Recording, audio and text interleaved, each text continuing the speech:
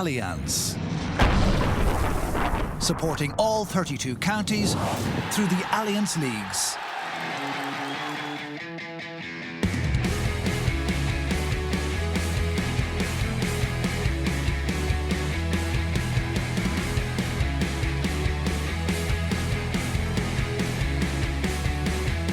Hello and welcome to the Throw-In Independent.ie's GA podcast in association with Allianz. I'm Will Slattery, delighted to be joined in studio, as always, by Michael Verney. Michael, hello. How are you, Will?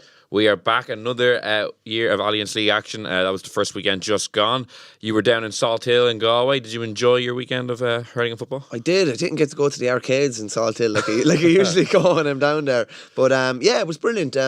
Just between the Saturday night, between the two big games Saturday night, couple of games on telly yesterday, and then the review show last night. It's like, what else would be going on around this time of the year if that wasn't going on? It was great. And just even like the feistiness of it all in Croke Park Saturday night. Did very little training done, and even at the end, like whoever, I hope Clifford like holds on to his jersey or gets it framed. It was his first game as captain of Kerry, and he'd no back left on his jersey. Basically, I thought it was brilliant, and it was interesting to see. We were just chatting off air about the Mayor Fornas, like in the teams, and Tommy Griffin was at it again with Kerry the other night, like running onto the field and standing in space anywhere he could with his hands up. Conor Laverty was Mayor Forna for Monaghan yesterday, and he was running on and off every time Galway had a kick out. He was in and out. Yeah. It's just it might be league, but it means an awful lot to the teams. And even like I think Marty Morris said there were unsavoury scenes at the end of the Dublin-Kerry game. I found them very savoury. I thought they were extremely savoury. Someone, I put out a tweet or something, and someone said, as he said unsavoury, people start looking up from their phones for the first time in a couple of minutes, and they're seeing this, and people love that. Like, that's why there was no punches, no nothing. It was just a bit of needle, and the fact that that they're going to meet each other regularly over the next couple of years, it's good.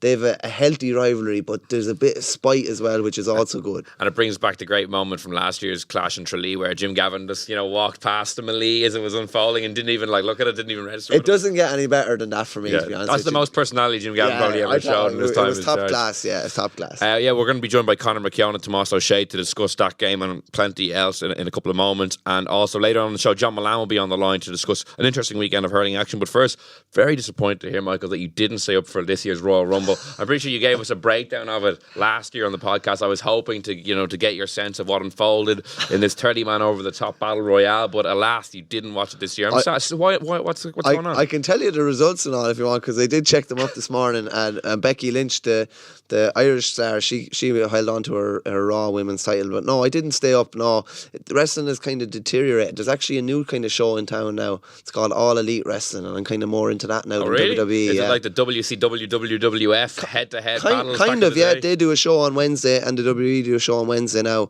and it's kind of like the Wednesday night war. It used to be the Monday night war, and they also have, I'm definitely going to go next year, they do a cruise. There's a cruise from the Bahamas, or from Miami to the Bahamas, and it's basically a wrestling cruise. So there's wrestling shows on every night, and then you can mingle with the wrestlers. It's basically everything I've ever wanted. A cruise, wrestling, meeting celebrities and wrestlers and stuff like that, and there's a casino there as well. Oh so my God, what a time to be alive for Michael Verney. Yeah. If anyone wants to join me on the cruise, they can. Yeah, for next year's Throw-In, you won't be here all summer. You'll have like a 3-month annual leave booked off to go on this cruise. But God, yeah, I'm looking forward to hearing about that. But we'll move on to the football action over the weekend. Delighted to have Conor McKeon in studio. And Conor, what a way to start the Allianz Football League. Dublin-Kerry in an all-Ireland final rematch, 119 apiece, 1 point each more than they got in that final last August. Who would be the happier manager leaving Croke Park? Kerry had a lead going into the final quarter, but then they did wrestle back with that late point from David Clifford. So maybe mixed feelings for both. Probably Dessie Farrell. I would say that the night kind of fulfilled nearly all of Dessie's criteria. Dublin kind of held tough at the very end and not conceded the free, and then conceded the yardage for descent and won the game. I think that's the only way the night could have improved for Dessie Farrell on his first night, because, like as he said, there was kind of nearly a mini competition between Peter Keane and Dessie Farrell afterwards to sort of convey the message as to who had done the least amount of work going into this game. Like everyone was trying to attach all the criteria that were there. But I think Dessie was kind of impressed with the Dublin players, because, like, if you look at it, it was a very experienced team. Like, there's more experience in the team that started on Saturday night in terms of age and medals than the team that started last year's All-Ireland final, because you had Kevin McManaman and Paddy Andrews and a couple of the older players coming in for a couple of the younger ones. But if you went beneath that, if you look at the bench, it was very, very inexperienced. So clearly, like Dessie's whole plan for the first game was get a good team on the pitch, don't concede any ground to Kerry whatsoever. Like, that's the question that we all asked last week. How big a factor is it for Dessie Farrell not to concede any ground to Kerry? Because I think Dublin have only lost once in the last 12 games in Croke Park to Kerry. You know, that was the league final a couple of years ago when Dean Rock missed that free. So clearly it was important to Dessie, and I think that'll be interesting in the dynamic of this week, going to Castlebar, and Dublin haven't lost to Mayo in any competition since 2012. And I think the presence of people like James McCarthy and Kevin McManaman and a few of those older players in the Dublin team on Saturday night, my own theory is that they're going to play at the start, and Dublin are going to try and get a couple of results against the teams that really matter, and then they might go back into cold storage and we'll see a bit more experimentation. So from that point of view, he'd be really happy. But even the direction of the game went, like when Kerry went 3 points up in the second half, you just assumed they were fresher, they were going for broke, they were going to win it. And Dublin just did what they always did. They did that power play, you know. They pushed up, won 3 kick-outs. Even the call from Fenton when the hand went up in the air, and they started working the ball to Kilkenny, and you just knew. You knew they're going to get a handy score or they're going to get a handy free. They just teased Kerry. They coaxed them into making that tackle. Now, I think the free probably wasn't a free. Like, it was a fairly... Yeah, he jumped. It wasn't a great tackle by Shane Enright, but I'm not sure that it was a free. But either way, it didn't matter. The only question at that stage was whether the ref would give Kerry one more chance and whether they would take it, and I suppose ultimately they did. Yeah, because Michael, as Conor says, you know, Dublin have that good record against Kerry in Croke Park, and conversely, Kerry have now only won one of their last 9 games in Croke Park. So with that 3-point lead, and they had a man advantage briefly, you know, they then got a black card, they would really have been looking to close that out. They would have had, and it was the same as the All-Ireland final last year. Kerry dominated, not saying they dominated the other night, but it was probably 60-40, I would have said. You would have thought Kerry would have got a result, and yet they were the ones, you know, scoring the last minute or the injury time free, deep into injury time to level it. Same as the All-Ireland final last year, they were the ones waiting to see what Dean Rock would do from a free. So Dublin have that capability where they can just be, they can be slightly under par, but they can just still find a bit more. And I think just a couple of things that Conor said there as well. The interesting thing, probably from Dessie's point of view, is it is a winning combination that they've had the last couple of years. So I don't know, like, do you see that much change in Conor? Like, even with the hand coming up and just some of the plays were what we have seen before, and he'll put his stamp on it in different ways, but I don't see it changing massively. No, like Dessie would be very much a modern coach. Like, I mean, he did a lot of the on-pitch work with the under-21s and under-20s, so I actually think one of the big things that Dessie will have to do, one of the big decisions he'll have to make, is which of these roles to delegate to other people, because between being a kind of performance coach with the Dublin Hurlers last year and a hands-on coach with underage teams, he's actually kind of done the full spectrum of roles in a management team. So, you know, delegating that'll be a big thing. But like, he'll have watched, like, he talked to players who played for Dublin under 20, under 21. They say, like, they do situation training. You know, what happens if you go a man down? What happens if you need a goal in the last minute? You know, like, he's meticulous in absolutely everything he does. And I think they've probably rolled out a lot of last year's plays, and by the time summer comes around, they will have a load of new plays. But he did 3 training sessions, Dessie said, collectively before the game. So it's a very, very small window to put anything together. So I think it's no surprise that they looked very much like the team has done over the last couple of years, because, like, that's effectively what it is. And he hasn't had a whole pile of time to change a lot. The only thing that was interesting was Dublin clearly worked on the attack and mark.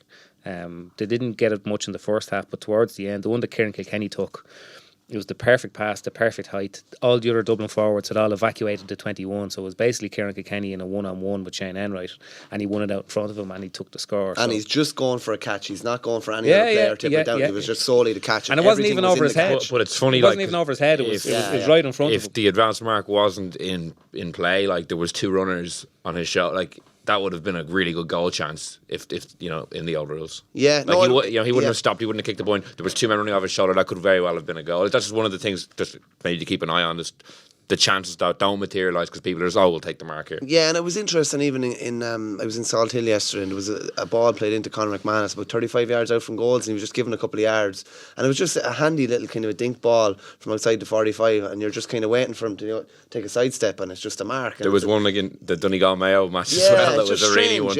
And because the defender can't fully commit as well, because if he does, then there's a goal chance. So you know, it was interesting. I don't think probably we have to save judgment for a little later down the line till we see more games and see more evidence of it. The game I was at yesterday, there was only two scored marks in it, and there was only really a defender's mark taken with that as well. Yeah. I'm delighted to be joined on the line now by Tomás Ó Sé. Tomás, we were just chatting to the two guys here about that great game in Croke Park last Saturday night. What was your big takeaway from it for either Dublin or Kerry after that draw? I suppose just for the fact that I suppose so early on the intensity that was there when you saw the match programme and the two teams that were named, and you just hoping that they'd actually go with these two teams, and they did. I think it was brilliant. I think, that rivalry that was there between Mayo and Dublin for those early years, that is now the big rivalry. Really, any time they play, there's that little bit of needle without going overboard. That little bit of bite is there between Kerry and Dublin right now, and the more it goes on, I just get this sense that Kerry are believing more and they are improving more, but the Dubs, when they needed it, when they actually needed to up it in those 15-20 minutes towards the end, they just went at Kerry. They went at them and they went at their kickouts. They attacked them, they put pressure on them, very similar to the last 10 minutes of the All-Ireland drawn game. I suppose from a Kerry point of view, I was disappointed because I thought it was psychologically important for Kerry to get over the line there the last night and just start knocking on their heads and putting question marks somewhere there, just giving them a little bit of belief. I know I won't decide anything to the end of the year, but just putting something into their head, because I think last year, if you look at last year, right, I think they were both had the same type of preparation done this year. But last year down in Tralee, in a game that I think Dublin could have actually pushed in the end, even though Kerry started the more brighter, I think that Dublin had no preparation at all done. Kerry had about 6 or 7 weeks preparation done for that game, whereas they were on a level par here. But you can see that Kerry really, really want to get on top of Dublin, and it's going to be an interesting year if they meet in Championship again. But there were so many other things in there, I suppose the performance of, from a Kerry point of view, James O'Donoghue, that's a plus. That's a huge plus, because he's a guy that I didn't think for the amount of football that he has missed in the last 4 or 5 years. It's been very frustrating for him, very frustrating for Kerry, very frustrating for the fans not to see him there. And anytime he is there, he's either not right, or he's not getting into games, or he's breaking down or whatever. So it'd be key for Kerry to keep him fit. Clifford was just outstanding. Like himself and Brian Fenton, what they do, they make it look so easy. Like the 4 points that Fenton took at midfield. And the lads were saying that I don't think Sean Shea, I haven't watched it back again, and I wasn't paying much attention straight away on it. Sean Shea might have gone on him towards the end of the first half, or halfway through the first half or whatever. He might have got a point or two off him, but I don't think Sean Shea started on him. I know again he started on the 40, but it was some performance by him. It was some performance by Clifford. Jeez, Clifford, you always have a chance when this man can just, I don't think there's a forward in the country can do what he does. Because Davy Byrne, we were watching him. He made one great block. He was up his backside, he was with him constantly, and he was he tried him a few times, but the confidence of Clifford to go again, and that dummy, if you were coaching a fella, you said take the point now, take it now, and you'd actually get frustrated with him, and then you had Murchin pouring into him from the other side, and he still had the composure to put it past Comerford. So, and Thomas, what did you make of obviously him being made the captain? I saw you tweeting about it, kind of saying that you thought that some of the, maybe not criticism, but some of the commentary around it was a little unfair, given he hadn't even done his first game yet. But how do you feel about that decision overall? Look, I think Kilkenny and Kerry are the only two counties that still rely on the county championship, and the girls, a small, tiny club, have. We have benefited from that. Paddy was captain in 85, a winning captain. Dara was captain in 2002, lost in the final, and Dara Kinnaid captain in 2004. So that rule, but would they have been chosen as captain? No. Look, they might have been chosen as captains, but I do think that it's time, and I think that Gerald White, a former chairman of the county board, died, so that meeting tonight was cancelled, but they could be coming on a decision on that soon enough. But I think that they will revert to the manager picking his own captains. And if you had to pick your own captain right now, you'd be picking David Moore and Sean Shea or David Clifford, in my opinion. Now, Sean Shea and David Clifford are as young as you look at anybody. You look at Murphy, it doesn't really matter. You look at Brian O'Driscoll in the rugby, it doesn't really matter what age you are. If you give, what you want, the best captain I ever played under was Seamus Moynihan. What he did off the field, the way he prepared, the way he behaved. He also was a social animal. He was able to mix with us. He was a good character. But when it came down to it, he just led on the pitch. And when you have a guy like Clifford, I know, don't get me wrong, if you said Shawnee Shea, I'd be happy with that. If you said David Moran, I'd be happy with that. But I have no issue with David Clifford being captain. And the things that were thrown around, I just feel there aren't going to be an issue for him. All he has to do, and I presume that they're not foolish enough to be peeping pressure. What does a captain do? He goes up for a toss. He just behaves. All he has to do is behave properly and in a proper fashion. Nothing too major than what he's already doing. And I do think that he led the last day. I think that kick, I mean, I was watching it again last night in the highlight show, and the Dubs, like, I love that about the Dubs. You know, the last kick there, right? When you look at it, and he kicked it over the bar, and Dean Rock came in and shook his hands and everything. But then, what Dublin did to Mayo a few years, they grabbed a hold of the boys, and they wouldn't allow that quick kick out. Kerry did to Dublin. But I love Dublin's reaction. I love John Small ripping into the lads and say they were trying to break free. That little bit of bite is there. There was nothing too dangerous. It looked messy, but there was nothing too bad about it. I know his jersey was torn or whatever. I want to be testing the fabric of it. I'd be blaming O'Neill's there rather than anybody else. But I think Kerry, that's what I love about that match last night, is this bite is kind of getting more and more, and Kerry are kind of getting more belief as it goes on in my mind. So if they do meet down the line, I know the Dubs have probably 5 or 6 lads to bring in, but I question, like, Jack McCaffrey will hurt Kerry, he will, and Con has the potential to hurt Kerry. But the others, Cooper maybe can do a job inside that full back line. But lads, in terms of like I've said it for the last couple of years, Dublin will play you straight up. But the quick ball that was going in, like there was time there where Dubs were getting bodies back, but the quick ball in was hurting Dublin. The quicker the ball was hurting Dublin. Now, so you're playing and this is my rant now for the thing, you're playing a quick ball because you're telling them the quicker it goes in, the better. But this mark, lads, I actually, like, Kilkenny made a serious mark towards the end, and Paul Ganey made a mark up the other end, right? Which were 2 serious ones. I still believe fundamentally, totally, without, even if, which there are issues applying it, even if it's hard for the players and all the holes you can find in the rules and the written rules, I still think it's absolutely ludicrous to bring this in. Like, there was 4 marks for Laois above and wherever. There was a lot more marks scored than I thought there would be in the first weekend of it. And this is when teams have still to get their teeth into it. The amount of stoppages with it, I just think, like, why should we be? You're totally changing the game. You're giving a free for catching a ball low. Don't get me wrong, Kilkenny, I don't think we should be giving the forward the advantage. Like, Michael Murphy caught a mark. Jeez, the back was 3 or 4 yards off him, and just give him a chance to like, you're taking that aspect of the game completely out of it. Yeah, Michael, like, in terms of the rule changes over the weekend in general, obviously the mark was one. You had the sin binning rule, and you saw Dublin and Kerry both recycling possession, maybe a sign of how teams will play out, or certainly the better teams anyway. And the kick out rule as well, which Dublin and Kerry are both kind of caught out with. Like, it did seem to pose a lot of problems for teams across the weekend. Definitely the sin bin is a big one now.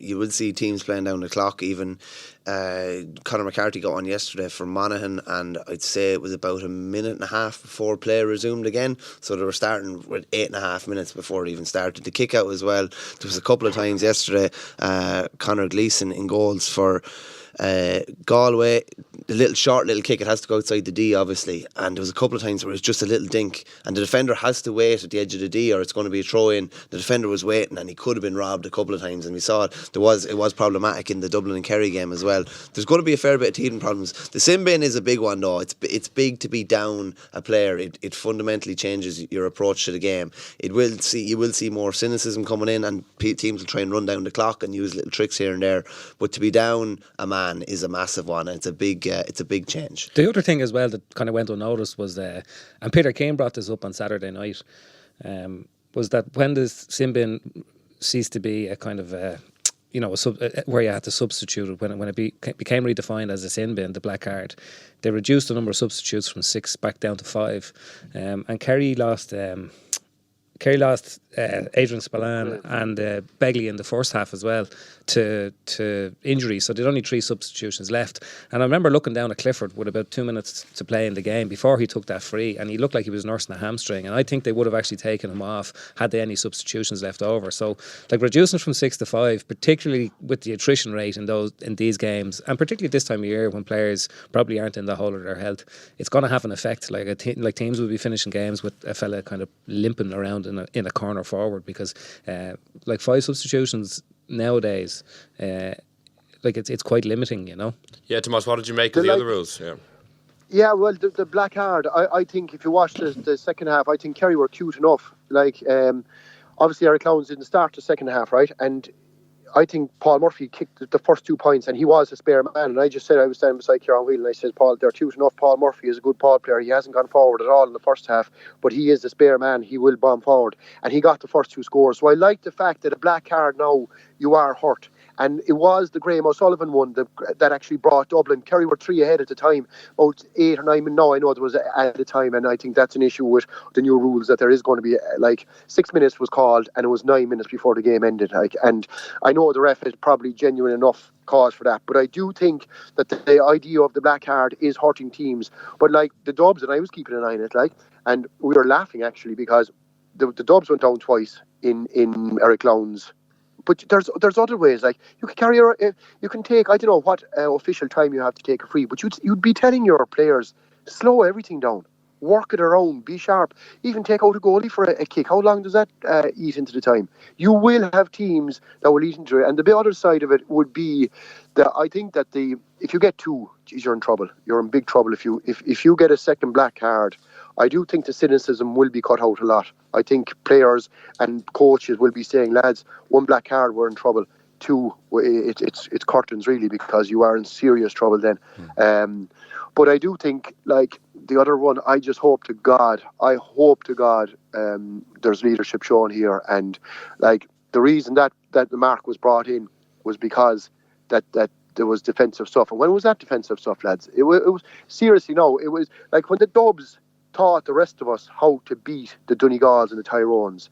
The so-called weaker teams were beating the weaker defensive teams as well by it. There's a system of beating that, and as long as you stick to that system, you'll beat it. That was the reason the mark was to be brought in. Why is the mark being brought in now? I think there was enough kicking in that game the last night, and there's enough kicking in the game. I don't think defensive football is an issue in our hand passing is the blight it was. I seriously... There's 2 reasons that it was brought in that probably, like, it probably should have fallen at 2 different hurdles that it passed. The first was the Rules Committee should never have proposed it in the first place, because it was essentially conceived to solve a problem that didn't really exist anymore by the time it came in. But second of all, it had to get through Congress. Now, far be it from me, and I wasn't at Congress, so I'm taking a bit of a leap here by making this assessment, but the experimental playing rules were voted on as the last item on the agenda at Congress. It was after lunch, and everybody was going home. Lads. And it was in Cork. And Cork is geographically a long way from a lot of counties where people are going home. And I know from people who were at Congress said that the debate over such a significant rule change was absolutely minimal. And it was almost like the 3 experimental rules, the kick out, the sin bin, and the attack at mark. It was almost like it was a package deal, despite the fact that it wasn't. There was kind of 3 separate votes that were taken on 3 separate rules, and by the time they did the attack and mark, certainly the appetite for a proper debate no longer existed. I've seen that at AGMs the whole time as well. If you want something to go through at an AGM or anything like that in the club, just put it up as one of the last motions, because people just want to get out of there. And it's for such, as Conor says, for such a fundamental change to the game not to be given, the airtime it deserved, and for just kind of to breeze through as it did. It's a bizarre one, really. I still wouldn't be surprised if it's not around for championship. I still wouldn't be surprised if that's changed. They'll need some sort of deviation from rule. They'll have to do a very typical sort of GAA solution to a very typical GAA problem. But I don't think anybody, like when you hear referees, when you hear players, when you hear managers all complaining about it at the top level where you have the top referees, and this rule is brought in a year where Division 2 and Division 3 have the most important leagues that they've ever played in a long time, which could put them to Tier 2 or Tier 1. And then on top of that, like I'm involved in a minor team in Cork, I was involved in the Sigerson. the standard of refereeing comes down. You don't have the same support on sidelines. It's absolutely ridiculous that you could apply it. They won't apply it. They won't apply it. You'll have war, and you'll have young fellas.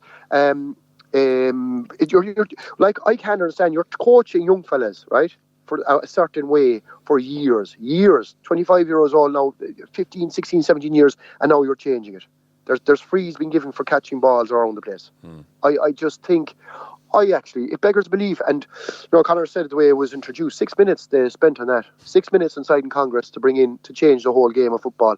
And people are saying, there was only 3 or 4 marks there, or in a game there's only 3 or 4. Wait until teams, they will come around this in a way. The 20-yard mark is very hard to actually apply. The actual 4 steps, I don't know what genius came up with that, the 4 steps that you can't actually tackle a player. So if he catches it inside the 13-yard line, he gets 4 steps. The goalie can't tackle him. Or imagine trying to tell a defender, if you're a defender, you can't touch him for the 4 steps. Sure, what are you going to coach him? You're going to coach him, pull him down, take the free instead of a goal. And what will eventually happen is if the mark actually become successful and teams are getting, what are you going to do? You're going to load players back there. You're going to say, don't allow the mark. It's causing us. Conor McManus's, the Michael Murphys, they're getting too many of them. Put a man back. You're actually going to clog it up more. Like, you could end up going back to the way it was. Teams to defend against it. You know what I mean? It's just bizarre. The only team that used it regularly in last year's league, or looked like that they had done any great degree of rehearsal, was Donegal. And I remember being at the Division 2 final when they beat Meath, and they put Murphy inside for the second half, and they had a very, very specific ball that came from the right wing. It wasn't necessarily over Murphy's head, it was kind of out in front, but kind of above head height. And like, that's not what even the people who conceived the rule in the first place, they have this idea of, football in the 90s, man on man, a ball that's donkeyed in from the middle of the pitch and some fella nearly breaking his neck, getting up in the air to bring it down. That's not the sort of ball that's going to be given in. Kieran Kilkenny's mark the other night, he caught it in front of his face, because you don't need to catch it above your head, you only need to catch it on your chest. So even the sort of skill that it's trying to promote, or certainly the intention that they're trying to promote it's not going to pan out like that at all. We're going to see a completely different type of ball, this flat ball that comes from out on the wing to a full forward who's moving out and catches it on their chest. And like, the idea that you get a free shot from 21 yards out for that sort of a catch, like, that will only promote one thing, and it's sweepers playing in front of those players, which is what we're trying to get rid of. Yeah, it'll be interesting to see going forward if it is kept, and if it is kept around for the championship, how often teams use it. Tomás, thanks so much for joining us. Really appreciate it. Thanks a lot, lads. Good luck. Cheers, Tomás. And Michael, just to move on to some of the other games in the Football League over the weekend, Mayo Donegal was one of the big ones on Saturday night as well, going up against Dublin-Kerry. Again, Mayo showing their battling qualities. James Durkin with a deflected goal, but it looked really good at first viewing into the top corner. Donegal will be very frustrated though to let that slip, much like maybe Kerry in Croke Park. They definitely will, and they were down a lot of bodies last night, and they're the sort of team that could not struggle a bit, but they're down some significant players throughout the course of the league, and even Patrick McBurty not going to be back, or going to be back over the coming weeks as well. Some big names, and having 2 points on the board would have been huge for them. Now they only have 1, and it's a bit deflating. And I'd say, like Jim McGuinness, who changed their system of play massively, 8 or 9 years ago, I'd say would have been pulling his hair out when he saw James Durkin going through, and you're just thinking, if someone takes him down around the 21, this game is over. But in fairness to Mayo, they knew they needed a goal, and they had no problem trying to work a move to try and at least give themselves the opportunity. And Michael Murphy, who was trying to even give them more cover at the back, ended up being, and I've been in that situation sometimes, where you blindside the goalie and any sort of a little touch and it takes it away. But a great result for Mayo. Like, James Horan was laughing at the end of the match. He couldn't believe that they were after getting a point, and it's a point totally against the grain given how the game went. To be delighted. And it sets Mayo up nicely for next weekend, with Dublin coming to Castlebar. We mentioned earlier, Dessie Farrell wanting to keep that Dublin streak intact, but conversely, Mayo will be gunning to finally get, over that hurdle. Yeah, it's funny, the unsaid thing, I think, with these national leagues in football and hurling is that, and I heard John Kiley talking about this after the Limerick Tipperary match the other night, and he was talking about, look, when the two teams go out on the pitch, every team wants to win that game, but for various reasons, no team is ever really in the whole of their health when they go into a league game. So what you have, I think, is managers targeting specific games because they want to achieve a certain number of wins or get safety or whatever it is. But in certain situations as well, I think you have managers who will target matches that they want to win or certainly not to lose. And I think that's particularly the case with Dessie Farrell and James Horan and Peter Keane. In as much as Peter Keane will have probably felt that they left a potential victory against Dublin behind them on Saturday night. Like, Dublin are now coming to Castlebar with very, very little preparation. Saturday night would have taken an awful lot out of them. And looking at the Dublin bench the last day, there was so little experience there. Like Dessie Farrell admitted afterwards that they have availability issues at the moment. Jack McCaffrey's not he wasn't in the squad the other night, and I presume it's got something to do with his work placement in Kilkenny for the time being, and he might come back later on. A Dublin player is going to have travel issues for the first time in a long, long time. There was no Mick Fitzsimons. Stephen Cluxton's obviously out for the league. Con O'Callaghan's going to be out for 8 or 9 weeks. So, like, it's a big, big game, because I think the Dublin team that takes the pitch will have an awful lot of those recognisable names, and nowhere are they more a prize scalp than a Mayo. Partly because of the All-Ireland champions, and there's a prestige that comes with beating them, and there's a sign of progress that comes with beating them, but also because it's been so long. Like, it is a crazy statistic that in all they have played each other, Mayo have not beaten Dublin in 8 years now. Like, 8 years, considering it was the rivalry that's... Back to the All-Ireland semi-final in 12. All-Ireland semi-final in 12. That's bizarre, and Mayo beat them in the league earlier that year as well. And sort of Pat Gilroy read the riot act publicly to the players afterwards. But given all the games that they've played since, all the really close, all the real sort of... the games that were littered with all this kind of aggression, and there's a number of close calls that Mayo haven't... Like, they'd never beat Jim Gavin, and that's an extraordinary record. And it's one on Saturday night they will dearly, dearly love to kind of set right. Yeah, it's set up to be a cracker. And maybe going to the game in Salt Hill, that's where you were at the weekend. Galway versus Monaghan. Galway 1 point winners in a pretty exciting game. They had a good lead in the second half. Monaghan pegged them back. I guess for Galway supporters, with a new management team, with one of their greatest ever forwards at the helm, there was maybe hope that they would play a more adventurous style. Was there any early signs that they have maybe gone a bit more? Totally, yeah. You're watching a completely different team, genuinely. The first thing, they're kind of default mode last year was, almost like start going laterally across the field, and it was a hand pass every time. Genuinely, when they get the ball 45 yards and from their own 45-yard line, they're up, head is up, and they're literally looking to kick, and they're looking to get 2 to 3 passes and get it inside to the full forward line. It was completely different, yeah.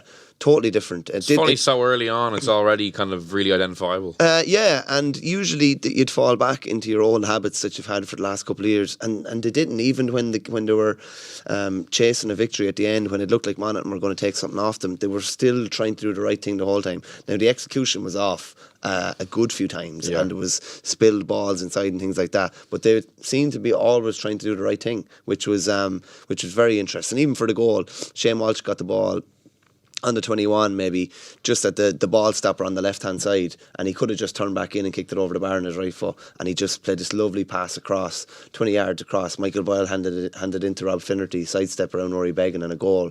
It was just it was an awful lot more adventure. They're going to play, they're going to try and they mightn't win a title this year, a big title, maybe a Connacht title, probably not an All-Ireland, but they're going to try and play a certain way, and it's an exciting kind of time in Galway. And even there was a pitch invasion, literally, there was kids waiting, and everyone waiting to get onto the field the second it was over. There's a lot of optimism there now. Yeah, that would be an interesting kind of new aspect to the championship, going forward in the summer, and obviously in the league as well. This new style from Galway, because that's been one of the frustrations I think a lot of us general football fans have felt watching them over the years under Kevin Walsh. While they had a lot of success, they weren't very easy on the eye. So if they're kind of maybe playing more to what their perceived strengths are, it could be a very interesting championship. Yeah, I think the premise of what Kevin Walsh was trying to do was pretty sound. The problem maybe is that they didn't develop it a bit more. In as much as he made them defensively solid, I think, if you play with a load of guys in the opposition's half of the pitch, if you have wing backs bombing on, the reaction to that is that the opposition get more and more players back. And I think when you have forwards like Shane Walsh and Ian Burke and Damien Comer, what you need to do is put them in as much space as humanly possible. And I think what we didn't really see from Kevin, because last year Damien Comer was injured, and it was a big loss, because he's a guy that can occupy 2 or 3 defenders and still win a ball as well as get scores. So I think where they fell down was in the season when they looked like they might kind of develop a bit more, or at least make that game plan look like it was the one that was going to take them to where they wanted to go.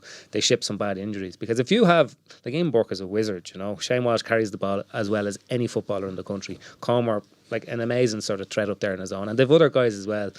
But I think they were trying to isolate those players and get them in one-on-one situations and in space to cause the biggest sort of damage. But like, what happens in those sort of situations is those players get frustrated because they have to kind of plough a lone furrow. They have to take on two men. They have to do an awful lot of running to get on the ball at all. So I think players sort of tend to take to, now I didn't see the Galway game, but boy, what Mike is saying, like, it's a completely different game plan. And I think that comes more naturally to players because they're just more used to sort of playing those systems coming up through the years. But like they're a team with huge potential. Like, I mean, it was it 421 All-Irelands they won in the last decade, and they hadn't won a match in Croke Park in 7 or 8 years. So like, they have fallen far short of what their talent at underage should be given to them at senior level. And even having a club like Corofin, I know it's nearly a cliched comparison now. Why can't the county team play like Corofin? But like, that's a serious football team full of serious footballers who technically are all available to Padraic Joyce now. So like, the raw materials are there. Like, it's a case of figuring out how to put them all together in the most. There's probably not a huge amount of them that will come into the team. There's probably 2 to 3,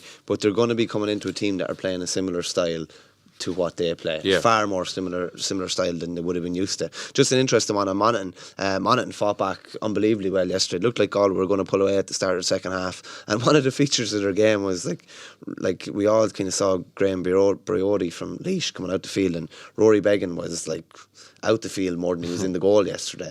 And Banty said after that there's no restrictions on him, and he was quite useful as well as that. With the mark, he was quite useful delivering ball in. The ball he was delivering in was quite good from outside the 45 because he was up that far. It didn't stick a lot of the time, but just an interesting little change of game plan for them. And they brought through a few young players, Aaron Mulligan, Chris McGuinness, names that I wouldn't really have known before, and they all impressed. So it's signs that they're kind of trying to widen their kind of panel as well. Yeah, just to wrap up on the football, because we went a little long on the rule changes, so we're a bit squeezed for time, but just some of the other interesting stories of the weekend. You know, a first win for Jack O'Connor and Kildare. Daniel Flynn went very well. Laois fought back to draw with Roscommon in Roscommon. Division 3, Leitrim getting a very good draw away to Derry, and I think they actually were leading in injury time. No one predicted that. To be fair, everyone, like in our paper on Saturday, who was going to get relegated from Division 3, like Leitrim was in everyone's one, and they were 8th. They were going to finish 8th, so that's a good start, especially away as well. So yeah, and then I think my story of the weekend, I just saw Donegal Boyle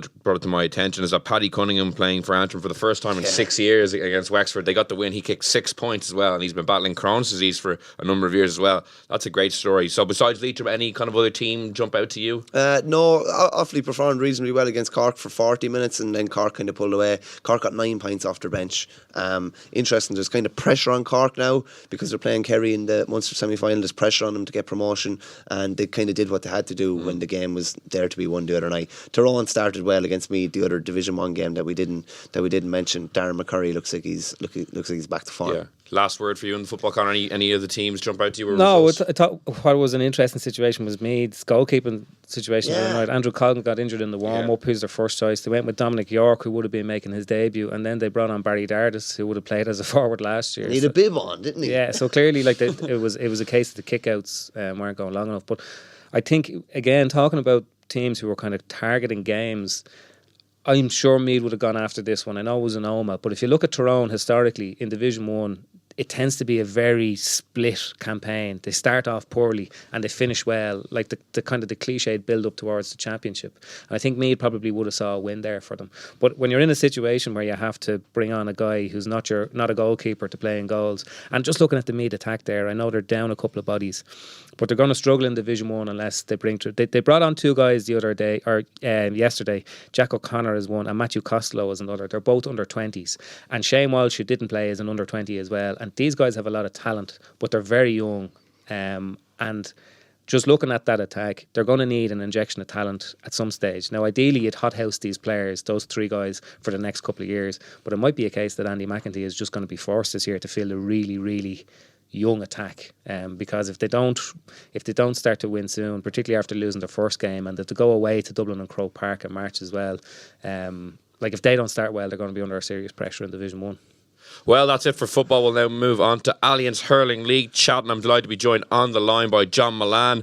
And John, I guess we'll start with probably the marquee game of the weekend, Tipperary versus Limerick, those two Munster rivals, and a very strange game, I guess, as it developed. Tipperary opening up, I think, a 10-point lead early in the second half, and then Limerick outscoring them 2-10 to 4 points down the closing straight.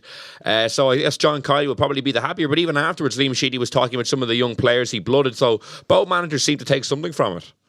Yeah, but I suppose, look, if Liam Sheedy was jumping in the car going home, I think, look, he'll come out in front of the cameras and say, look, he was delighted that, you know, he blooded a few young fellas like Paddy Cadell, Brian O'Mara, Jake Morris showed well again the weekend. Craig Morgan came on. You know, the young fellas showed up well, but I think, you know, Liam Sheedy, if he was jumping in the car Saturday night, self Tommy Dunn, I think he'll be thoroughly disappointed that, you know, they couldn't close out that game the weekend. I mean, they were 10 points, 10 points up. They were in command of the match, and they couldn't see out the result. And I think it was just a psychological boost for Limerick, and a big psychological boost to be so poor in the first half, and then to come out a totally different team in the second half and totally just blitz Tipperary with, you know, pure physicality. You know, they got into their groove. They were slick in their shooting. They were slick in their play, and they just totally took over the second half and were deserving winners in the end. Yeah, Michael, it's funny. I was on the way to Croke Park on Saturday night, so I only got to see the first half of this game. Then checked the result afterwards, and I thought it was a typo. I just couldn't believe that there was such a remarkable turnaround. Like, what do you think happened? Yeah, I tipped Limerick to a few boys from home there, and I got an angry voice message at half time telling me that I knew nothing about hurling or anything, which I never really claimed to know anyway. But I don't necessarily agree with John, to be honest with John, on Liam Sheedy. I know that they blew a big lead.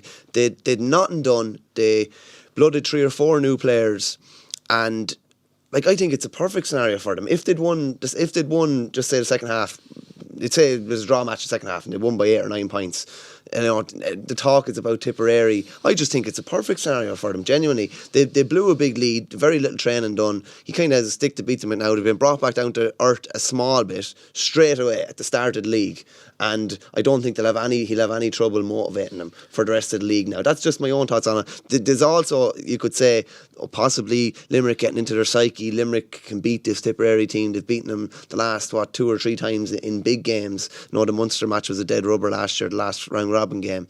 You could say that too, but I kind of look at it the other way. Tipper only just back training. They're only back on holidays 2.5 weeks, I think. Yeah, because notice, Conor, if you look back to 2017 when they were defending their All-Ireland title, and they started that league campaign really, really well. And yeah, that's why I think it's. And already it's there was talk. Thing. I remember Henry Shefflin was on the highlight show comparing their depth to the Dublin depth, and there was really a sense that Tip are really going to motor to another All-Ireland title, and it didn't materialise. So maybe Michael is right in what he says. It's no harm to get an early, kind of reality check. Yeah, but I think it happens every year. Like, every year we go into the new year saying, well, last year's champions are the team that are going to blitz everybody, and we were still talking about Limerick until last year's All-Ireland semi-final as a team who could win 3 or 4 of the next 6 or 7 All-Irelands because they played so well. But it was interesting because I was like you, I was going to Croke Park and I was listening on the radio, and like Mike, I had Limerick backed for the weekend as part of I won't say who the other ones were, but I was listening to the radio commentary, and Tomás Mulcahy, it sounded like Limerick were trying to play the ball out of defence non-stop, but they were just very, very sloppy. There was no great sort of accuracy in what they were doing. And when they went long, because Tipperary had so many spare men back there, they could win ball, they had players coming off the shoulder, and they were getting scores really quickly. But the way Tomás Mulcahy was making it sound, it was almost like it was Limerick's system that was letting them down. If they just let the ball go long rather than trying to play the ball out of defence, they wouldn't have found themselves in that sort of situation. But the thing about the way Limerick play is that, like, it requires a huge degree of accuracy. Like, one straight pass that you're going across your goal to another cornerback and you're in serious trouble.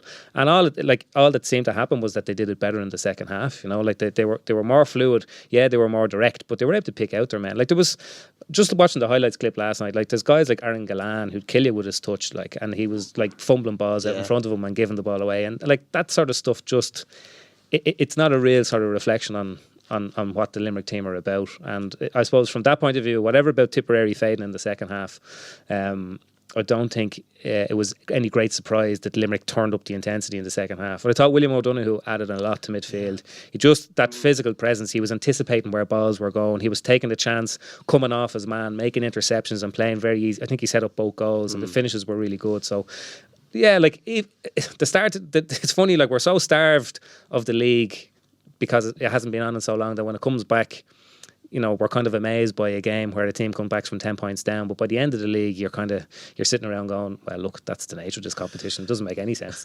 Well, no, I don't. There was no expectancy of Tipperary the weekend. I think all the pundits had Limerick tips, but I just feel that they were in such a commanding position.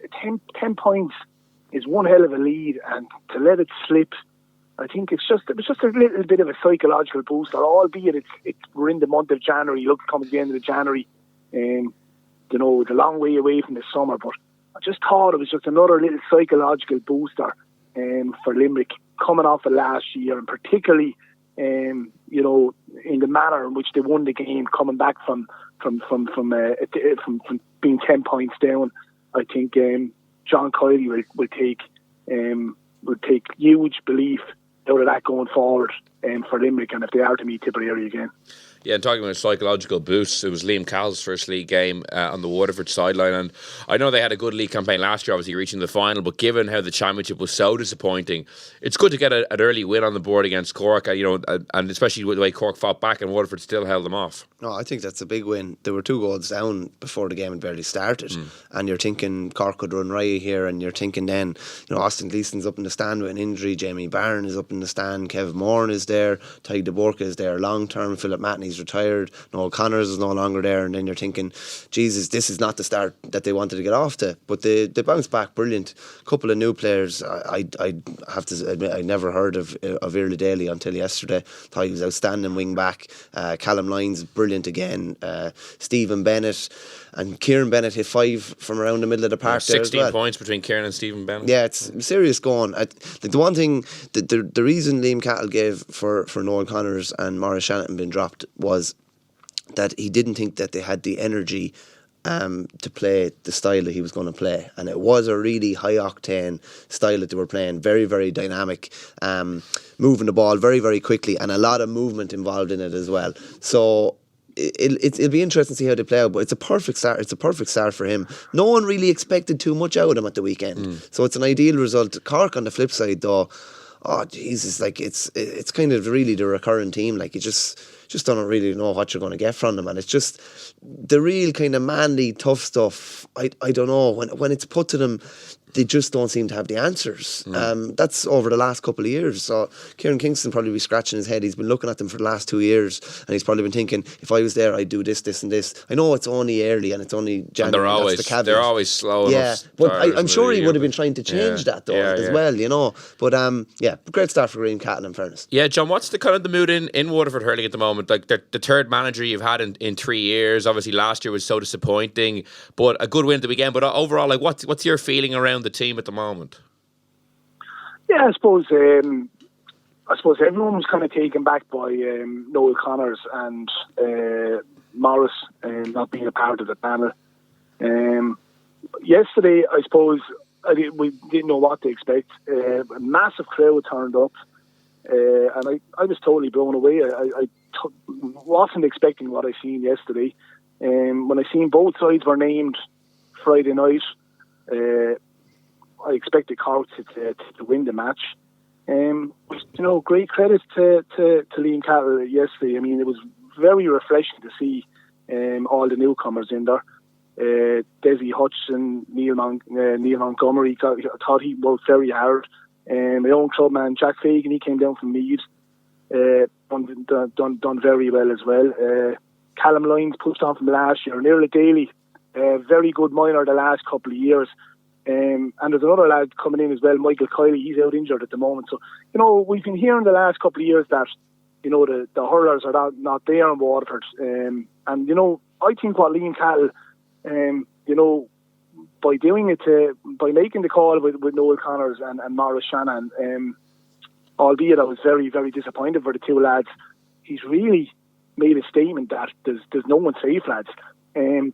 But I felt there was an element of coziness within the panel the last 2 years, where I think a couple of lads were getting comfortable within the setup. That I think they probably thought that, if I don't play well the next day, look, I'm still going to be on. If I don't play well today, I'm going to be still on the next day. And I think he's totally brought a total different outlook to the whole Waterford setup now, where, I went down and watched one of our training sessions, and I was just totally blown away by the training session. Mikey Bevins is in training. An awful lot of it is designed around movement, tackling, and I think you're going to see. I think you're going to see Waterford back challenging again. Now, challenging again in that they're going to be a match for any team this year. I don't think they're going to lie down the way they lied down last year. And basically, you named those lads a few minutes ago that were sitting up in the stand. They're sitting up in the stand now, and they're saying to themselves, "Well, you know what? I've got to put my hand up. I've got to play well the next day to get a jersey." And I think Liam Cattle we're going to see a lot more of that throughout the course of this year from Liam Cattle. And I think an awful lot of Waterford people were pleased leaving Welsh Park yesterday on account of all these new lads and how they played. And I think it's very encouraging. It's been a very encouraging start, albeit it's only the month of January. But coming off of the defeats we had in the championship last year, it's extremely encouraging. And I think no matter what happens in the next 2 years, I think Liam Cattle and Mikey Bevins are going to be terrific for Waterford Hurling. Interesting. There's a lot of positivity down back in Waterford, Conor. What do you make of Cork then? Obviously, Kieran Kingston coming back in, as Michael said, possibly with an eye to maybe shaking that reputation of a team that doesn't really do that well in the league or doesn't really hit their strides until the harder ground in the summer. But after going 2 goals up in the first couple of minutes, he'll be very disappointed to see the game get away from him so much. Yeah, and handed the goals as well. Like, if you looked at how the Cork, there was a good shot that TG Carter had at the pitch from the goal where Cork were attacking back down the pitch, and when the ball was up the far end, the Cork forwards all kind of got together in a cluster on the D.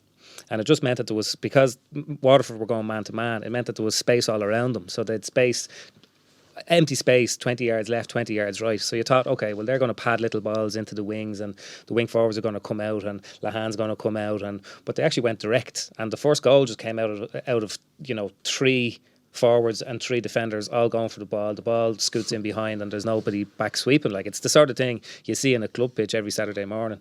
The second goal, it was slightly better work, but again, like, Waterford were quite culpable, and you're looking at it going, saying, well, if Waterford are going man to man here, like, what's the wisdom in getting rid of Niall O'Connor's, like, a guy who was really good at that over the years.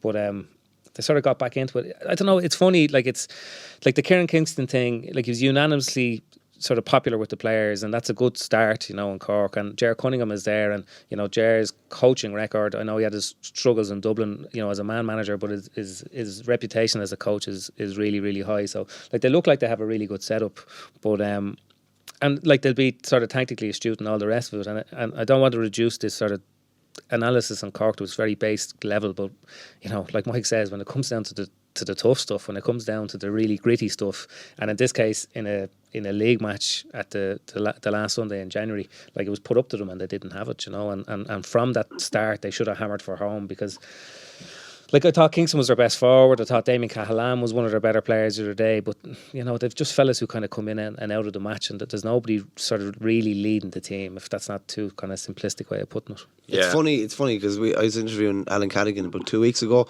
and he actually volunteered this 12-minute block they talked about against Kilkenny. Basically, when they lost the game, they didn't score, and Kilkenny hit them with, I think, 8 or 9 in a row.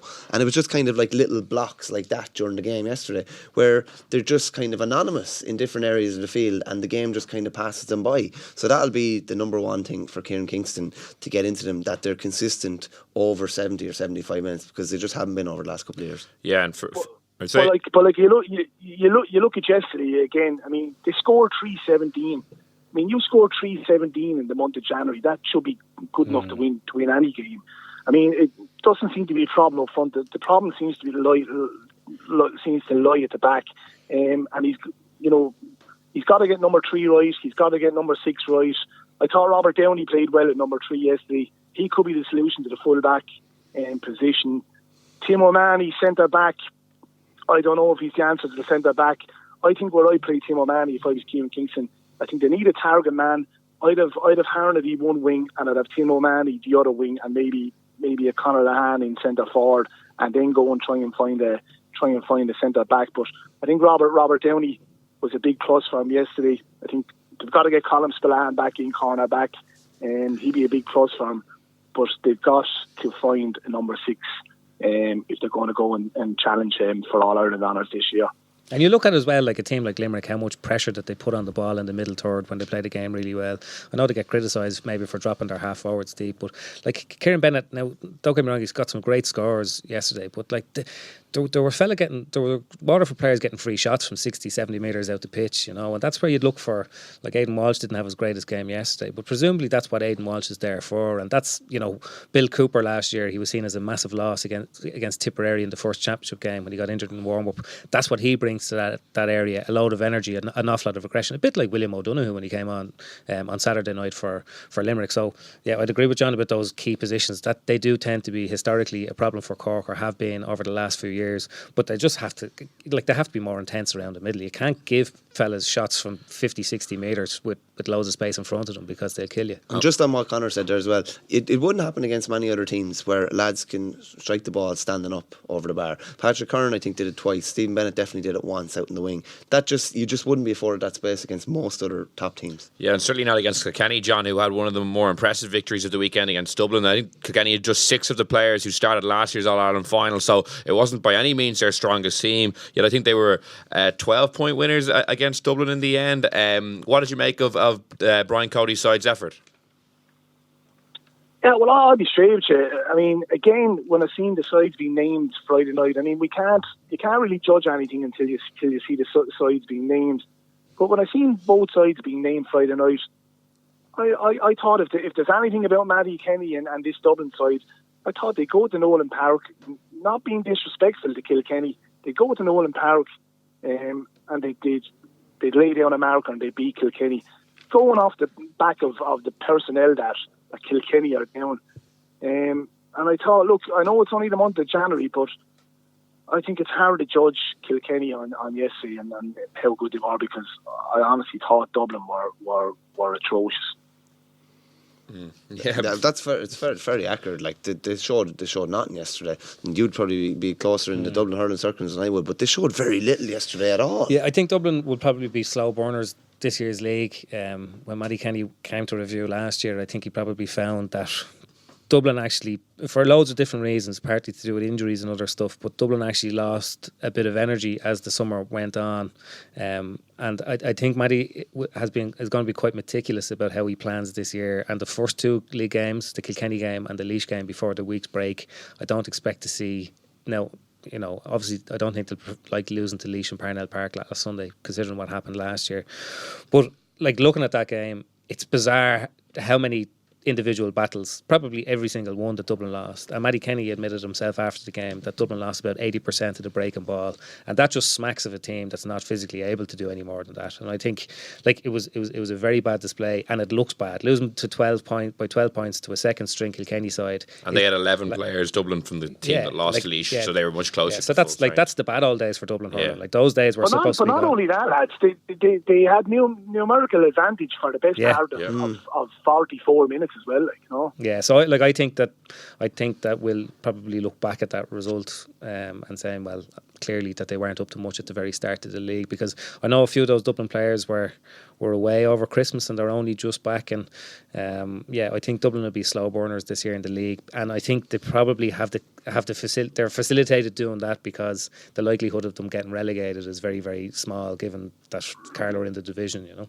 Just on Kilkenny, it was highlighted last night as well. It was interesting to see half-backs going as far forward as they did, being afforded the opportunity to go to the far 65 and take on point chances. You know, Paddy Deegan got forward and got 2 points, and Conor Fogarty was midfield half-back and was pushing very far forward as well. So that was just interesting to see. Maybe it's something different that you'll see. It's kind of a Wexford tactic maybe that's been used over the last couple of years, with the backs pushing forward that bit more. So it'll be interesting to see if that's going to be a little change. Yeah, and John, I'll give you the last word. You had big wins for Galway, Clare and Wexford over the weekend as well. Like, did anything jump out to you in any of those games, or was it just kind of business as usual for some of the bigger teams? Yeah, I suppose from a Galway point of view, Shane O'Neill, I think he'll be anxious to try and find 4 or 5 players throughout the course of this league. Gone on the record, if he stays loyal to the 2017 All Ireland winning team, I don't see him being challengers this year. But they have a new goalkeeper, Aina Murphy. He played well. Another cornerback, Darren Morrissey. This lad, Ty Karen, he looked decent enough on the highlights last night. So I think from his point of view, I think it's trying to find 4 or 5 players.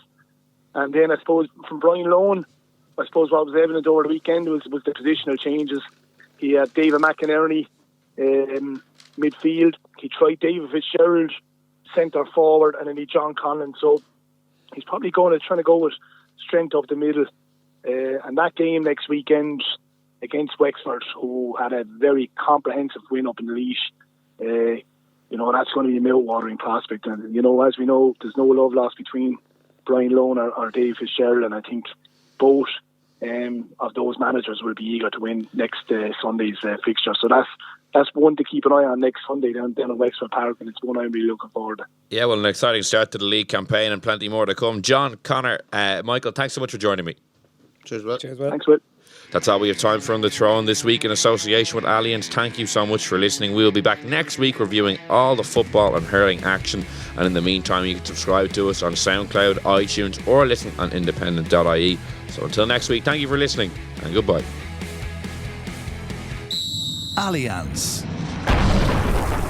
Supporting all 32 counties through the Allianz Leagues.